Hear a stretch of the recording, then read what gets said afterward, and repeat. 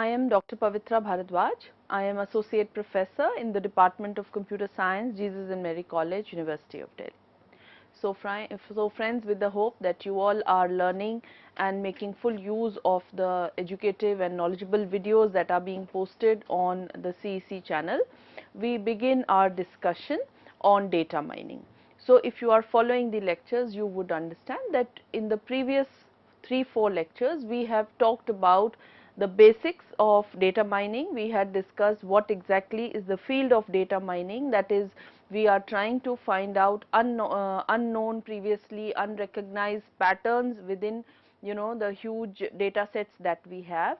And we had also talked about the different tasks which one undertakes when you are a data analyst, what are the activities that are performed, what are the different kinds of techniques which are used for mining the data. Then we had also discussed about what exactly is data, what are the data sets, and we had talked about the attributes of the data set in the previous lecture.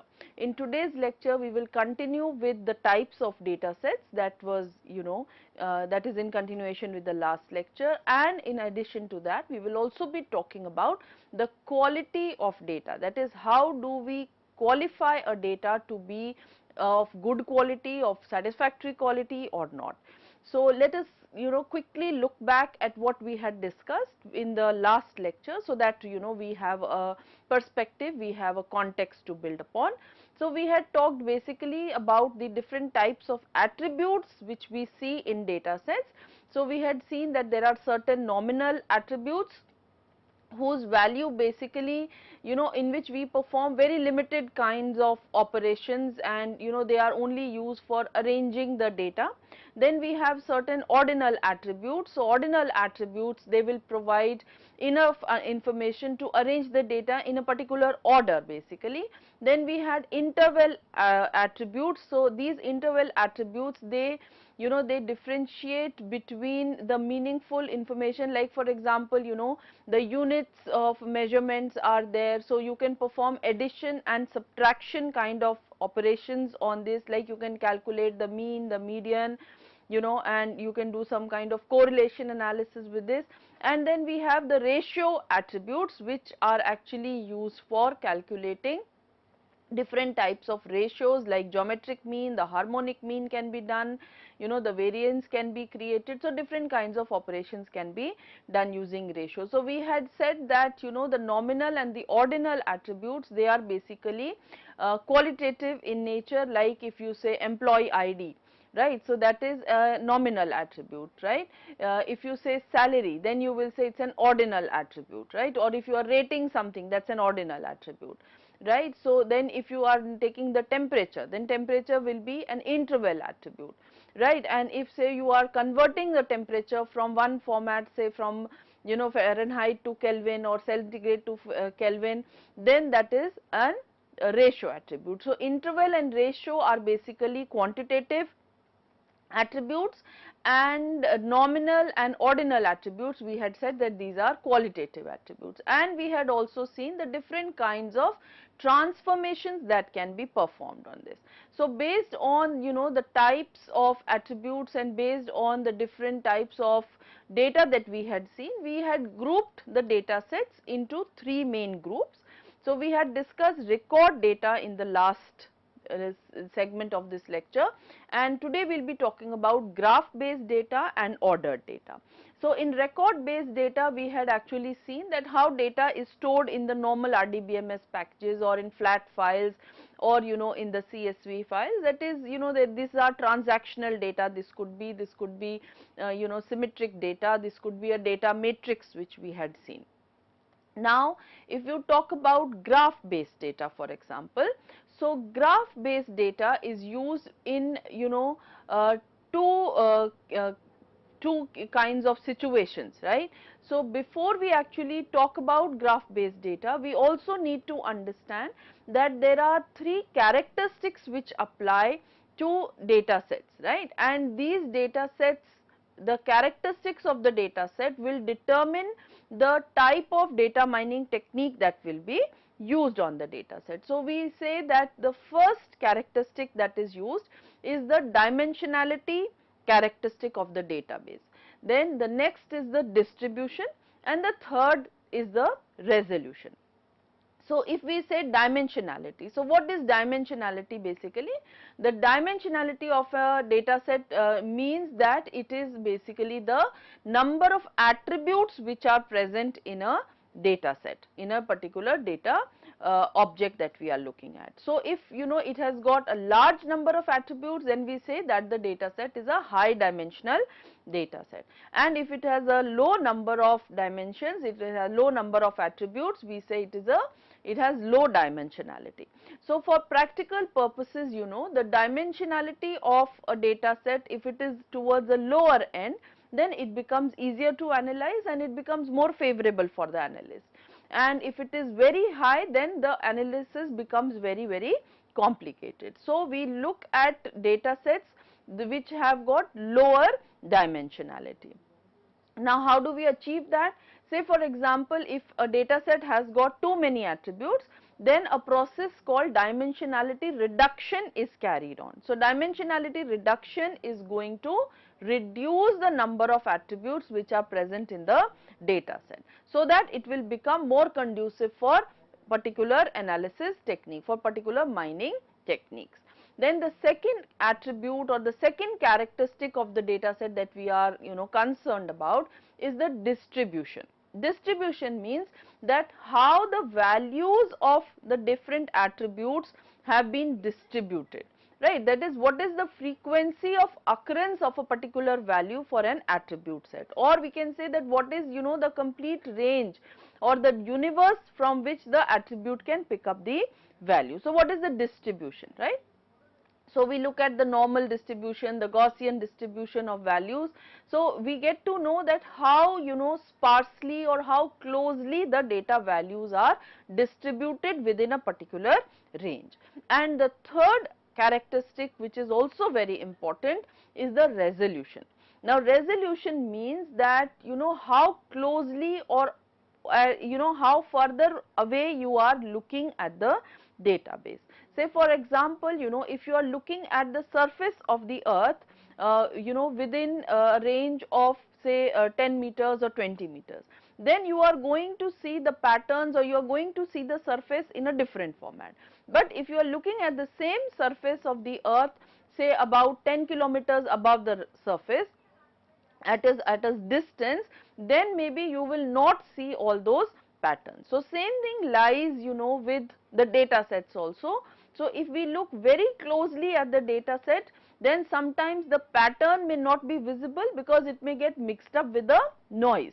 Whereas if you look at it from a very far distance, then sometimes the pattern may not even be visible to you. It will appear as all the same. Like for example, if we are looking at the data of say the average storms in a particular area, in a particular geographical area. So if you are looking at the data on a day-to-day basis, right, then definitely you will see that how the pattern of winds is causing the storm.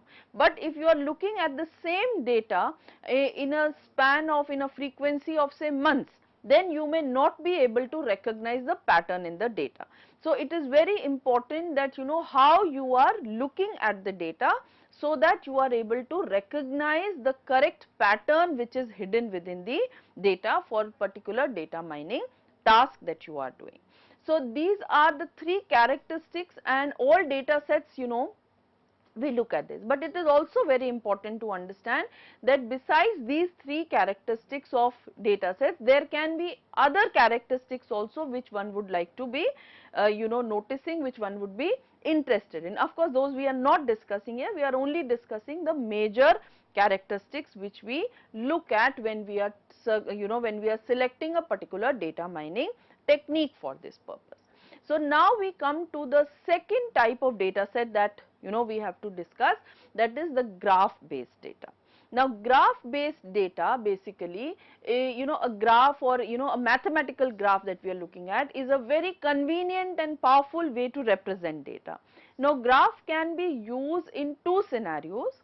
First scenario is that the graph is capturing the relationship among the data objects. That is, there are two objects and there is a relationship between those two objects. So you represent the two objects as nodes and the relationship between the object is shown in the form of the edge of the graph. And the second scenario is where the object itself is represented as a graph. That is, the object is composed of several components or subparts, and those parts are joined together to form one object, right. So the best example, the first type of data where your data has the relationship amongst objects. You want to show the different aspects of relationship among the objects. So it is very important, that this information is conveyed, right. So then you refer to that data or you represent the data in the form of a graph, right.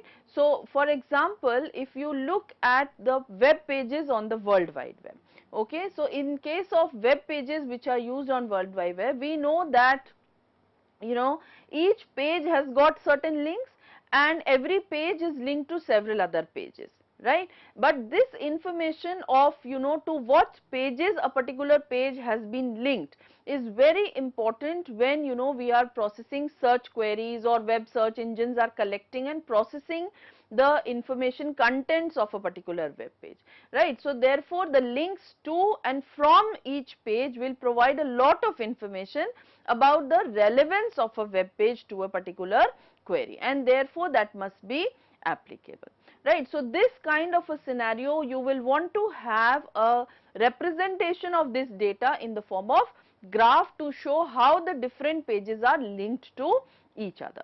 Another example could be where social networks are involved, where data objects are actually people and the relationship among them are the interactions via the social media platforms, right. So in this case, there are different objects and their relationships are shown with the help of the graph, right. So you can see in this diagram also, if we have one particular page and that page is linked to another page and this way multiple links are existing. So this kind of a scenario can be best shown by the way of graphical data set, right. The second example is that when your objects are such that they have a structure in which they can be shown best in the form of a graph. Like for example, each object has got certain sub objects, right, and together the sub objects and their relationship will be shown in the form of graph. Like this is very common and very useful when we are showing the structure of the chemical compounds, right. We commonly call it as the ball and stick model of the compound, right. So if you look at the diagram which is shown here, you can see that the black nodes in the diagram, they are showing the carbon atoms and the gray are showing the hydrogen atoms. So they are showing and the edges or the lines which we are seeing, they are showing the chemical bond. So this graph is carrying a lot of information, and the chemists or the scientists who are working in this area can use this information for determining the properties of different chemicals, the properties of different elements, like melting point, boiling point, because how the bonds, how the atoms are connected to each other will carry a lot of information. So this kind of representation will help in determining a lot of properties about the particular chemical compound or the particular object that we are studying, right. So there is a separate branch in the field of data mining which actually deals with analysis of graph based data, and that is known as graph mining. So graph mining is dedicated to the analysis of data which is represented in the form of graphs only. So this is very, very interesting and important, that how graphs can be used to represent data sets. The next type of data set that we look at is ordered data, right. So ordered data means that the attribute, they have some relationship and it involves order in time or space, right. So either way, you can have temporal data, the data is ordered on the form of in order of time, or it is ordered in order of space, right. So different types of ordered data can be there. We will see that you can have sequential data, you can have spatio-temporal data. So in this case, the attributes, they have relationship, and the relationship involves some kind of ordering in time or space. So the first type of ordered data is known as sequential transaction data. So in sequential transaction data, actually in the record based data, we had taken an example where we are noting down the purchases made by each customer in a grocery store. So we kept the data of the customer and the items the customer purchased in a grocery store. But when we are talking about sequential transaction data, in that we are adding one more field to the transaction data, that is the field of time. So in this, we are not just noting what a customer purchased, but we are also noting the time when the purchase was taking place, right. So here we have two data tables, if you can see. So in the first table you have T1, T2, T3 and so on. So these are the times when the particular purchase was made, and in the lower part you can see that the data is arranged customer wise, that is what time each customer purchased what item, right. So this type of arrangement of the data will reveal a lot of important patterns, important events, important information from the data, like for example what is the time that when the sale of a particular item is going to exceed, or what is the frequency of purchase of a particular item by a particular customer, that certain customers will purchase certain items related to festivals during a particular time. So that sales will peak during that festival season, or certain customers will buy the same product regularly. So with the help of this time data along with the purchase data, that kind of information can be revealed, right. So it will help the the retail store in sort of arranging their data in a very systematic manner, and also boosting the sale, because now you have the time also which is associated with each record. So you can have a purchase history of every customer. Next type of data is the time series data. Now time series data is a special type of ordered data, where each record is a time series, that is a series of measurements taken over a period of time. Like for example, in this example we can see that we are using the temperature values, or the daily prices of an item. So here we are saying, we are looking at the fluctuation in daily temperature, or of a particular city, say for example, right. So what we are looking at is the average monthly temperature for a city for a longer period of time. So here the data values are taken over multiple periods in time, they are taken over time periods. So here if this is basically temporal data, what we call as time series is actually temporal data, and it is also very important to consider temporal autocorrelation in this. Why? Because if two measurements are very close in time, then the values of those measurements will be very similar in this case, right. So what we are saying is that, say for example we are noting the time, the temperatures of 2 months, okay, of a particular place. Say in case of India, if we are taking the temperatures of the months of December and January, so the temperatures in these 2 months will be very close to each other, but the temperatures, average temperatures of January and that of May will be very different.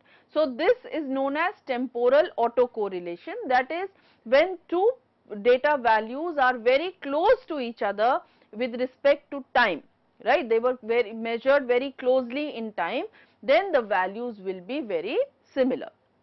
So at the time of analysis, this temporal autocorrelation has to be kept in mind, otherwise the results of the analysis may not be absolutely correct.